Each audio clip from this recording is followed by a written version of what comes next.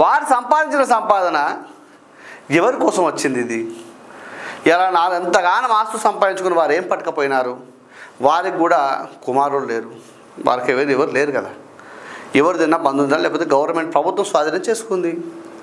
అంత ఆస్తి కూడా పెట్టుకొని ఏమీ అంటే వ్యక్తిగతంగా వారు అనట్లేదు మిత్రులకు, గుర్తుపెట్టుకుని ఎవరైనా కూడా ఏదో ఆస్తి సంపాదించుకొని మాకు ఇన్ని డబ్బులు ఉన్నాయి అన్ని డబ్బులు ఉన్నాయంటే ఎవరేం పట్టకపోరు. ఇక్కడ మేము చేసిన మంచి మనం చనిపోయినప్పుడు కూడా నలుగురే మొయ్యాలి.